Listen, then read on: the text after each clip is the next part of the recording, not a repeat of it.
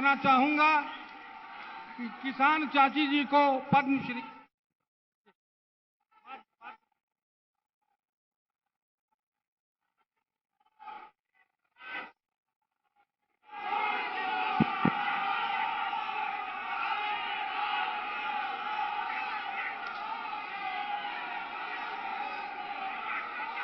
मेरे साथ बोलिए, भारत माता की। अरे भाई, क्या आवाज निकाल रहे हो? ऐसा नहीं चलेगा। यहां से मोदी जी तक आवाज जानी चाहिए कि आज सहजानंद सरस्वती जी की स्मृति में पूरा सभागार एकत्रित आया है किसान मजदूर समागम में। मेरे साथ दोनों हाथ उठाइए, उठाइए दोनों हाथ। यहां पूर्ण बहुमत के सरकार के संकल्प का मुट्ठी बींचिए और प्रचंड आवाज से बोलिए, भारत माता की, भारत माता की, भारत माता की।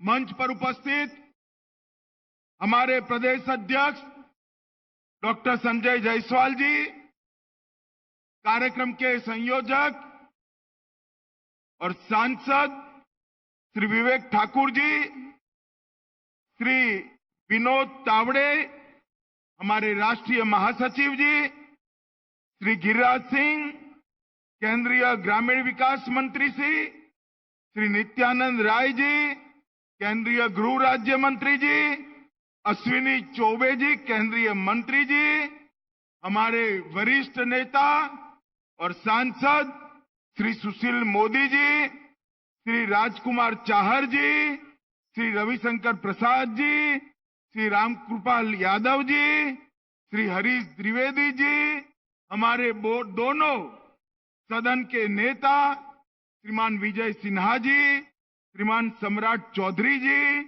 मंच पर उपस्थित सारे विधायक, सांसद, पार्टी के पदाधिकारी और आज इस सभागार में, बापू सभागार में उपस्थित बिहार के कोने कोने से आए हुए स्वामी सहजानंद जी को श्रद्धांजलि देने के लिए आए हुए सभी किसान मजदूर भाइयों को मेरा प्रणाम, नमस्कार। मित्रों, आज पाटलिपुत्र की ये महान भूमि पर, जहां चंद्रगुप्त मौर्य और आचार्य चाणक्य ने भारत का पहला साम्राज्य बनाने का सफल प्रयास कर परिणित किया, वही जगह जहां से सम्राट चंद्रगुप्त और सम्राट समुद्रगुप्त ने अफगानिस्तान से लेकर लंका तक एक मुश्त भारत का साम्राज्य बनाया, वो मगध साम्राज्य की ऐतिहासिक राजधानी पाटलिपुत्र पर आप सभी को मैं प्रणाम करना चाहता हूं।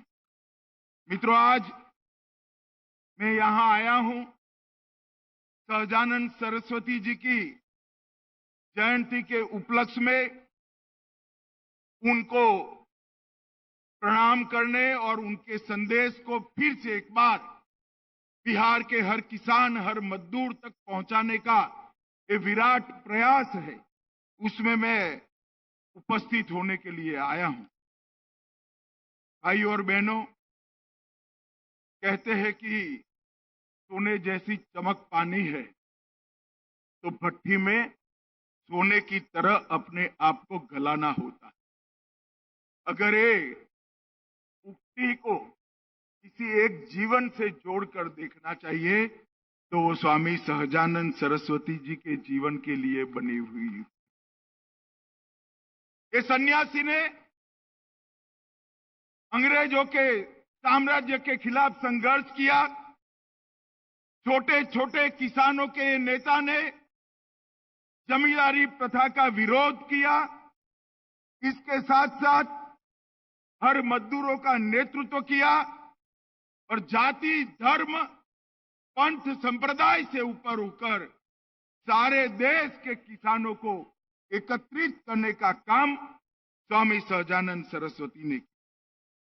बिहार को अपनी कर्मभूमि बनाकर अंग्रेजों के खिलाफ स्वातंत्र संग्राम का नेतृत्व किया और गरीबों को एकत्रित कर जमींदारी के खिलाफ, चाहे स्वजाति के जमींदार हो, उनके खिलाफ भी उन्होंने बड़ा आंदोलन कर एक जागरूकता लाने का प्रयास। मित्रों, सहजानंद सरस्वती जी के लिए बहुत सारे लोगों ने बहुत सारा कहा है, मगर बहुत कम लोगों को मालूम होगा कि सहजानंद सरस्वती और सुभाष बाबू दोनों अंतरंग रूप से जुड़े हुए थे, एक ही विचारधारा से जुड़े हुए। आदि शंकर के 10 नामी सन्यासी अखाड़े के दंडी सन्यासी होने के बावजूद आजादी के आंदोलन में उन्होंने मुखर कर हिस्सा लिया।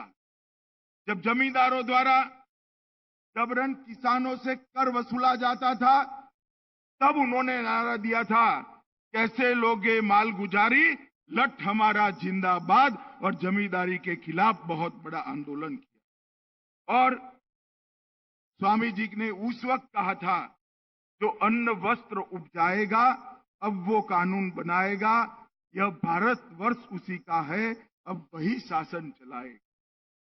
खेत में मजदूरी करने वाले किसान और मजदूर भाई को भारत की सभी प्रकार की व्यवस्थाओं में केंद्र बिंदु लाने का काम उन्होंने किया था। और उनके लिए रामधारी सिंह दिनकर ने एक बहुत अच्छी उक्तियां लिखी है।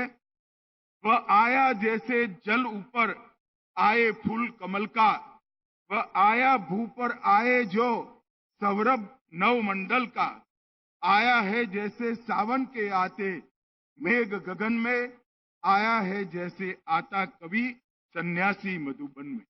ये श्रद्धांजलि बहुत ठीक तरीके से सोच समझकर रामधारी सिंह दिनकर ने सहजानंद स्वामी जी के लिए कही।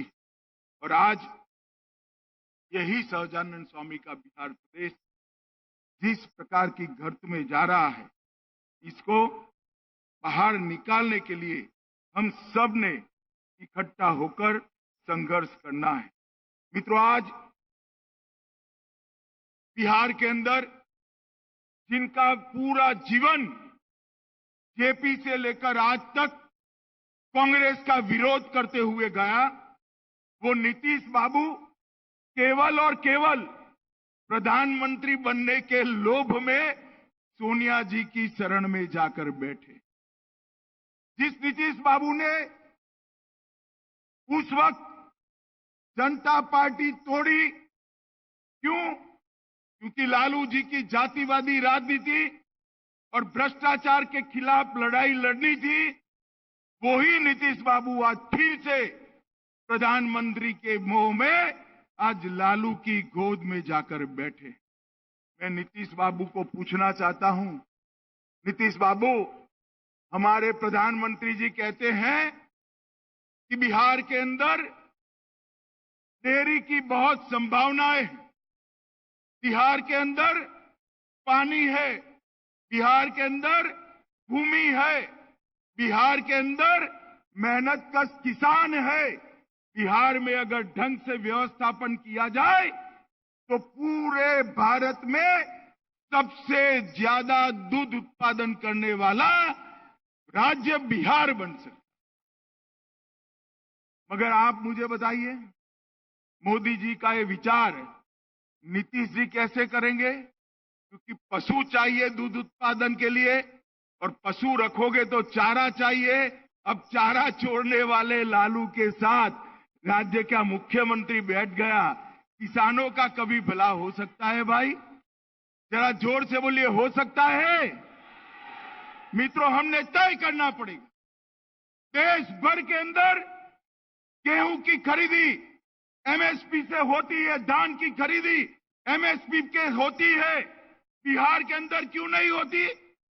क्योंकि सरकार उदासीन है, सरकार को किसानों की चिंता नहीं है। मैं आगे बताता हूं कि मोदी जी के समय में एमएसपी से धान और गेहूं खरीदने के लिए बजट को 3 गुना कर दिया गया, मगर यहां पर बजट 10 का 10। आज बिहार नीतीश बाबू के सत्ता मोह में जंगल राज बन चुका है। पहले नीतीश बाबू के साथ मिलकर हम लड़ाई लड़े थे, और अब आज मैं बिहार की जनता का इस किसान समागम के माध्यम से आह्वान करने आया हूं कि अब नीतीश जी के खिलाफ जंगल राज को निकालने के लिए हमें लड़ाई करनी है, और ये लालू नीतीश की सरकार को उखाड़ कर फेंक देना है। माताओं, भाइयों, बहनों, किसान भाइयों, मजदूर भाइयों, मैं आप सभी को कहना चाहता हूं, मुझे कुछ पत्रकार बताते हैं कि नीतीश जी का समझौता हुआ है कि लालू जी के बेटे को वो मुख्यमंत्री बनाए। क्यों बनाएंगे? वो तो बने हुए हैं। सीटें कम थी फिर भी भारतीय जनता पार्टी ने उनको मुख्यमंत्री बनाया, मगर उनको मुख्यमंत्री से संतोष नहीं है।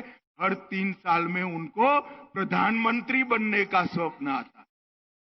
अरे नीतीश बाबू, आपको जिसने स्वप्न दिखा दिया, उन लोगों ने आपको गलत रास्ते पे ले गए। आपको मालूम नहीं, वहां तो जगह भरी पड़ी है। देश की जनता 24 में फिर से एक बार नरेंद्र मोदी जी को प्रधानमंत्री बनाने जा रही है।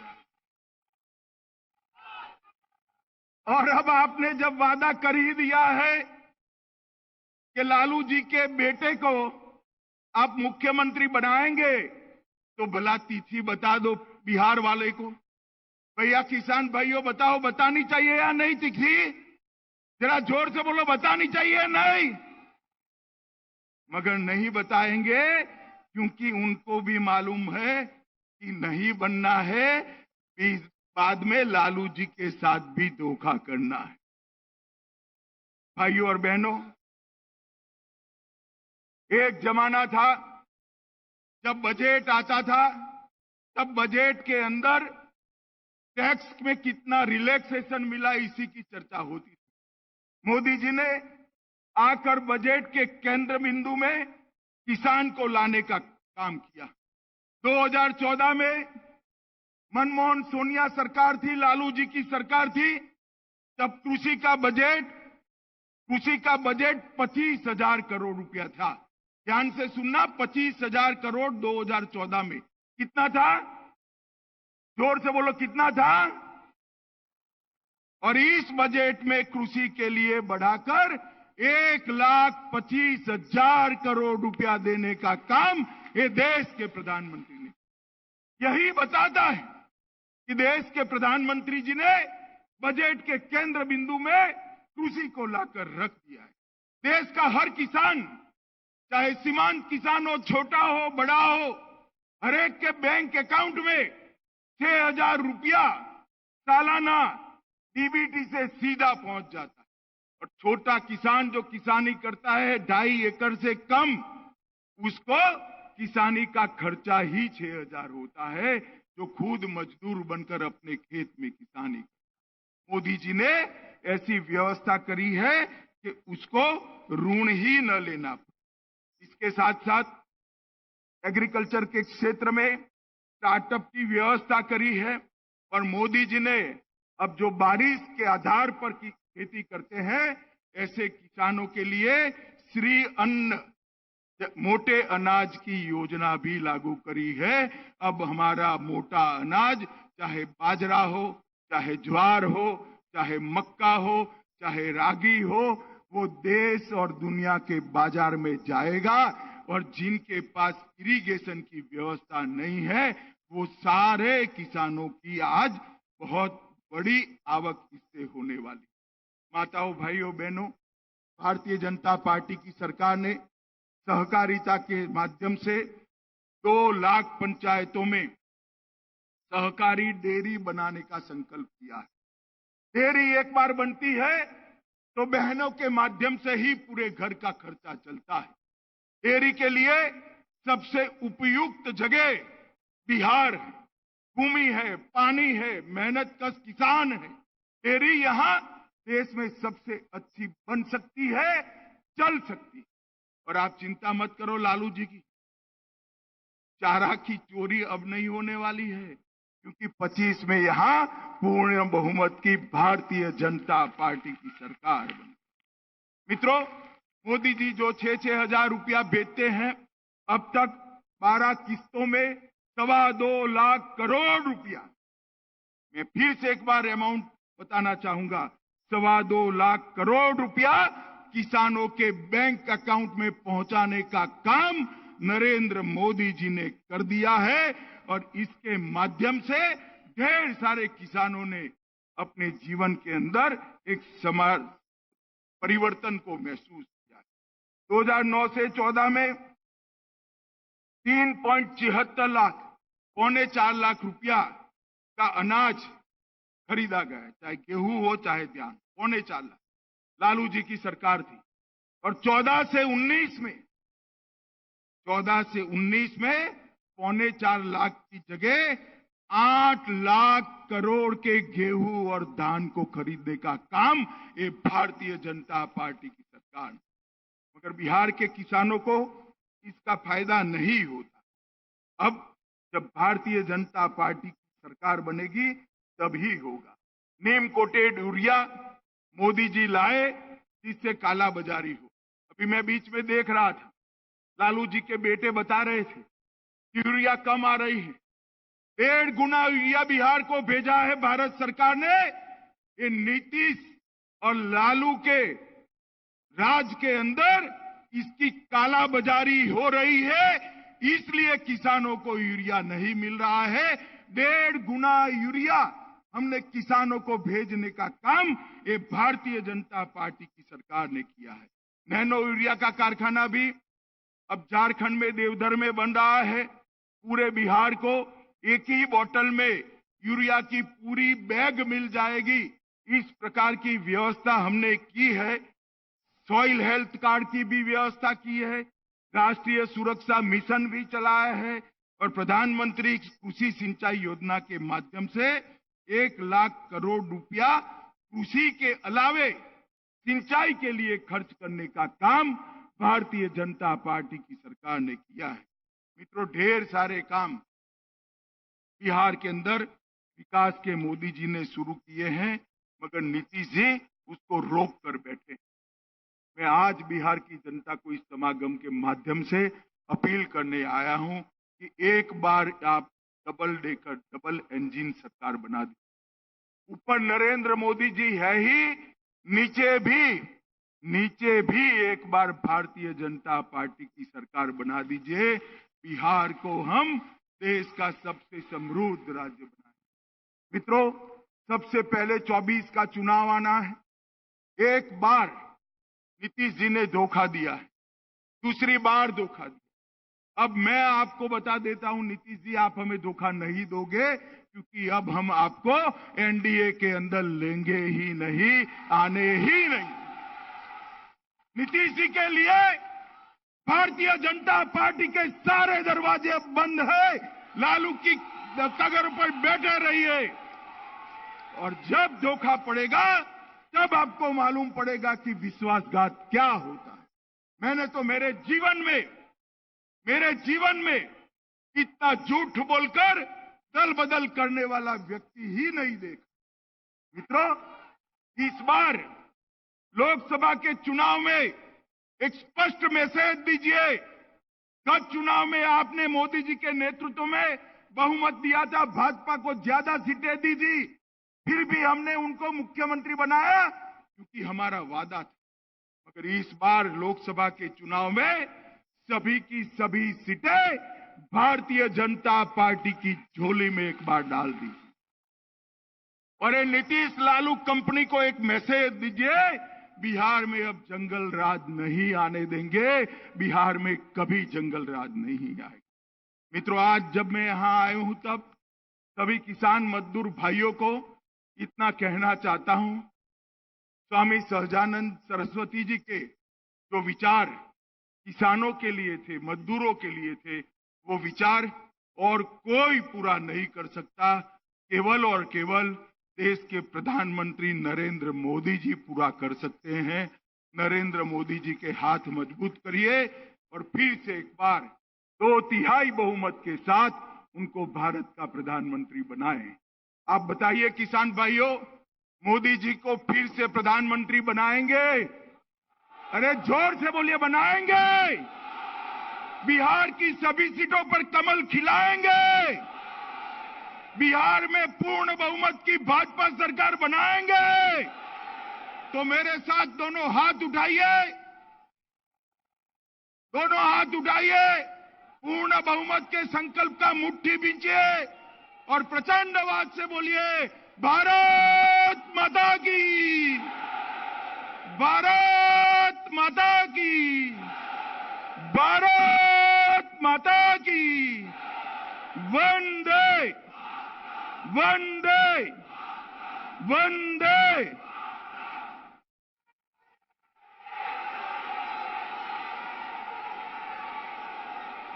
किसान